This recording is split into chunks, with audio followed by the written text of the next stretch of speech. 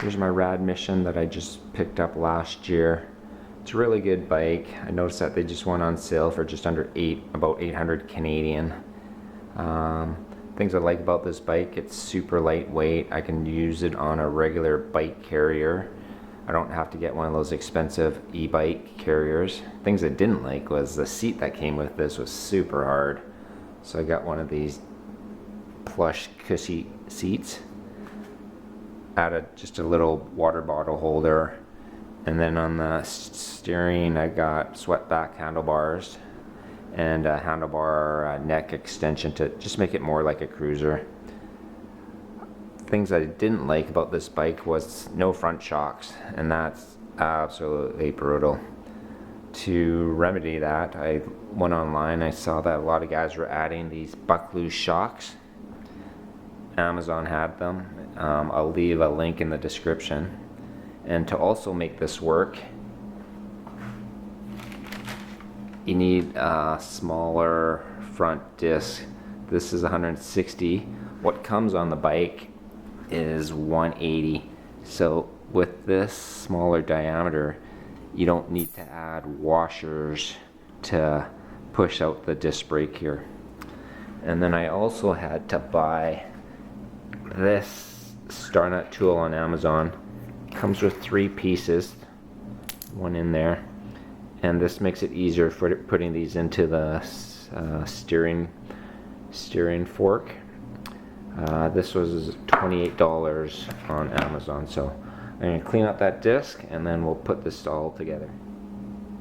So the next thing I think I'm going to do is I'm going to remove the bolt holding the brake to the fork, and then I'll loosen the nut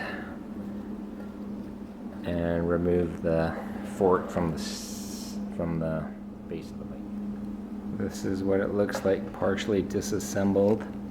The next thing I need to do is take off this piece on the fork.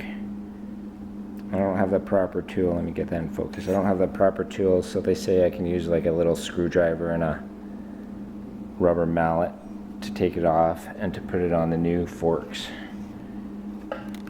But pretty straightforward so far. So now I just removed this crown race from here, and I didn't have the proper tool, so there's several hacks on YouTube where they're using these little razor blades and they're just building them up, stacking them up on either side, and then until you're able to get like a little screwdriver in there to kind of work it.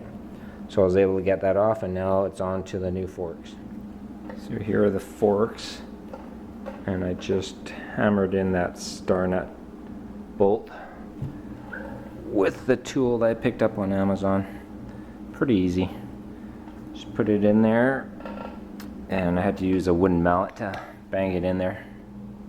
So what I think I'm going to do next is I'm going to take off this disc rotor, the 180, and I'm going to put this 160 millimeter on.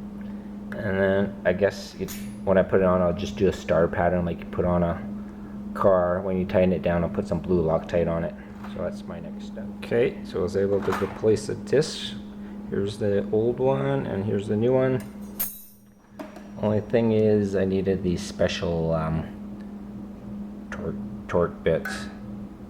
A funny pattern on them. But that's all secured. Put some Loctite on there. Secured it down. Thanks.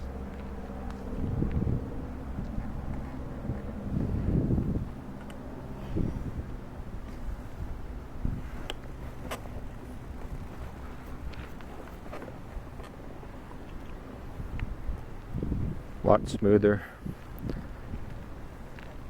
Totally recommend this build.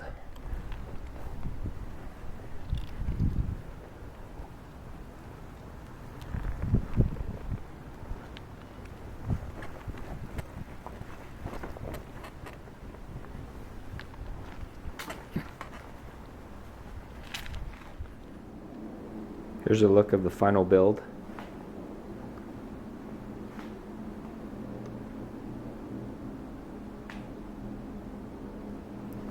actually turned out really nice. Like I said, I went with a smaller rotor, 160 mils. It made it so I didn't have to add any washers to push this brake disc out. I thought I was going to have to add a longer brake cable, but that seems to work. Only issue I really had was with this race crown, but there's a lot of videos on YouTube showing you how to remove that.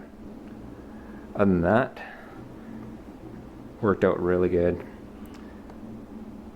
I think anybody with a little bit of mechanical ability will be able to do this no problem.